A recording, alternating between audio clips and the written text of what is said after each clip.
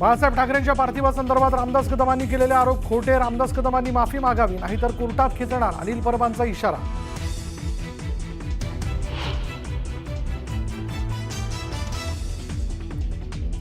रामदास कदमांच्या बायकोने जाळून घेतलं की जाळलं, अनिल परबांचा सवाल.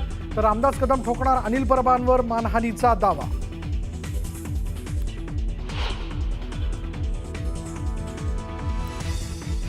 मी गद्दार आणि नमक हरामांना उत्तर देत नाही. रामदास कदमांनी केलेल्या वक्तव्यावर उद्धव ठाकरेंचा घणाघात. तर उद्धव ठाकरे खरे गद्दार, रामदास कदमांचा ठाकरेंना टोला.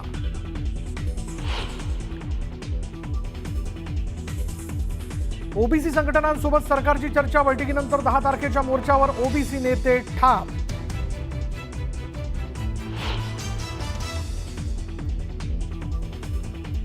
परवानगी न घेता हैदराबाद गॅझेटचा GR कसा काढला? ओबीसी नेत्यांच्या बैठकीत मुख्यमंत्र्यांसमोर छगन भुजबळांनी व्यक्त केली नाराजी.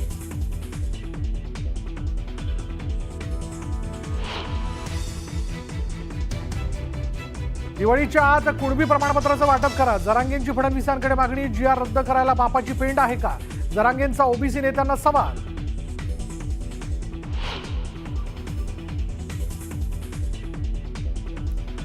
आमच्या हक्काचं संरक्षण करण्यात सरकार कमी पडतंय. जरांगेंना रेड कार्पेट का टाकलं जातंय? लक्ष्मण हाकेंचा सरकारला सवाल. तर सरकारचा GR संविधान विरोधी असल्याचं मत.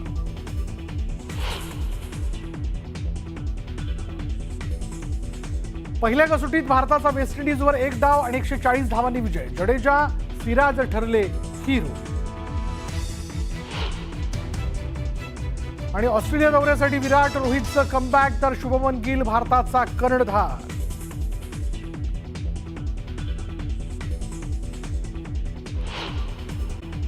नेते रामदास कदम यांनी शिवसेनेच्या दसरा मेळाव्यात केलेल्या एका दाव्यावरनं ठाकरेंची शिवसेना चांगलीच आक्रमक झाली. उद्धव ठाकरेंवर शिवसेना प्रमुखांच्या पार्थिवाची अवहेलना केल्याचा गंभीर आरोप कदमांनी केला होता. आणि यावरनं आज ठाकरेंच्या शिवसेनेचे आमदार अनिल परबांनी कदमांना थेट इशारा दिला. माफी मागा, नाहीतर कोर्टाच्या कारवाईला सामोरं जा, असं परब म्हणालेत. परबांच्या टीकेला कदमांनीही प्रत्युत्तर दिलंय. यावरनं आता अनिल परब आणि रामदास कदमांमध्ये आरोप प्रत्यारोपांचा सामना रंगल्याचं पाहायला मिळतंय. मी त्यांना कायदेशीर कोर्टात खेचत आहे, कायदेशीर उत्तरं त्यांच्याकडनं मागवणार आहे. त्याच्यामध्ये 100% त्यांना माफी मागावीच लागेल. माफी मागितली नाही तर कोर्टाच्या कारवाईला त्यांना सामोरं जावं लागेल. पण माझी आज मागणी आहे, मुख्यमंत्र्यांकडे मागणी आहे, किंवा त्यांचा मुलगा जो गृहराज्यमंत्री आहे त्याच्याकडे मागणी आहे की ही नार्को टेस्ट कराच. याच्यावरती मी पर्यंत कोर्ट न्यायालयात जाईल. याच्यावरती मी मारायला जावं टाकेन, 100% टाकेन.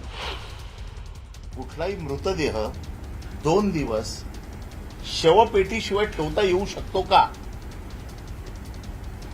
या रामदास कदमचं अक्कल गुडघ्यात आहे. त्याला जे काय कोणी सांगितलंय ना, त्याने हे तरी विचार करायला पाहिजे होता, किंवा रामदास कदम यांनी बोलताना विचार करायला पाहिजे होता, कुठलाही मृतदेह 2 दिवस शवागाराशिवाय किंवा शवपेटीशिवाय ठेवता येतो का? बाळासाहेबांच्या बाबतीमध्ये 2 दिवस त्यांची बॉडी ठेवली होती का? याबाबत मी स्वतः माननीय मुख्यमंत्र्यांना भेटून याची CBI चौकशी लावा अशी मागणी मी लेखी आता करणार आहे. म्हणजे दूध का दूध पाणी का पाणी होऊन जाईल. मग आणि जावं कोर्टामध्ये, न्यायालयामध्ये, आणि कोर्टाकडे पैसे मिळतात ते बघावेत. बाळासाहेबांची प्रकृती खूप खालावलेली होती, परंतु त्याचं आता राजकारण करायचं आणि सगळ्या गोष्टींना जे महाराष्ट्रामध्ये आता जे प्रश्न उभे राहिलेले आहेत याच्यापासून आमचं लक्ष बाजूला न्यायचं, हा याच्यामधला कुटील डाव आहे. आणि रामदास कदम आज जे सांगतायत की नार्कोटेक्स करा, माझी नार्कोटेक्स करा, आमचं म्हणणं असं आहे की ही नार्कोटेक्स झालीच पाहिजे. हो, माझी तयारी आहे. उद्याही माझी तयारी आहे. आणि जर त्यातनं सिद्ध झालं नाही तर तुम्हाला काय सजा द्यायची ते पण सांगा. माझी तयारी आहे. उद्धवजींना ज्यावेळेला विचारलं मातोश्रीमध्ये, उद्धवजी शिवसेना प्रमुखांच्या पायाचे ठसे घेऊन ठेवा, आमची ते जवळ आहेत, मी बोललो. तेव्हा उद्धवजी मला म्हटले, रामदासभाई त्यांच्या हाताचे ठसे घेऊन ठेवलेत.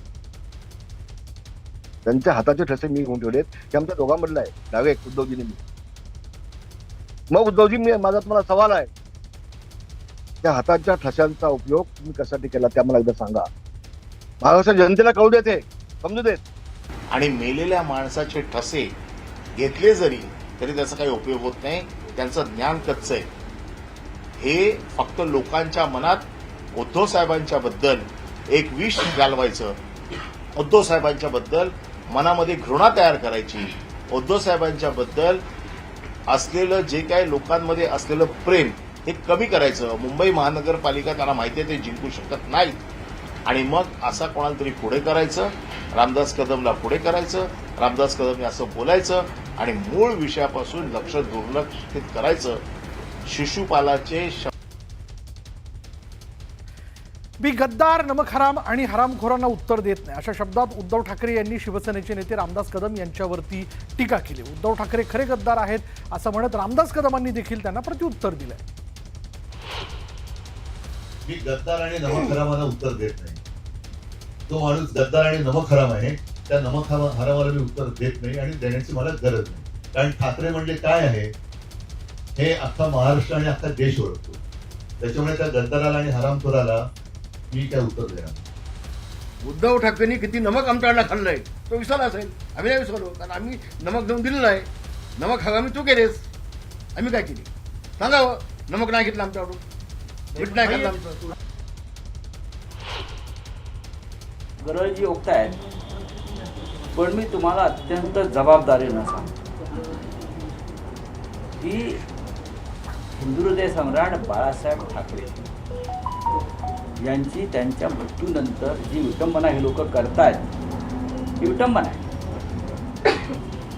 त्याची जबर किंमत रामदास कदम यांच्यासारख्या लोकांना मोजावी लागेल, जबर किंमत मोजावी लागेल. आणि मी हे अत्यंत जबाबदारीनं सांगतो. फक्त उद्धव ठाकरे यांना बदनाम करण्यासाठी तुम्ही माननीय बाळासाहेब ठाकरे यांच्या मृत्यूची, त्यांच्या मृतदेहाची विटंबना करण्यापर्यंत तुमची मदत गेली असेल तर तुम्हाला याची जबर किंमत मोजावी लागेल. शिंदेंच्या शिवसेनेचे नेते रामदास कदम आणि ठाकरेंच्या शिवसेनेतील वादाला आता वेगळं वळण लागलंय. आता या वादात जुन्या घटनांचा आधार घेऊन वैयक्तिक आरोप प्रत्यारोप केले जात आहेत.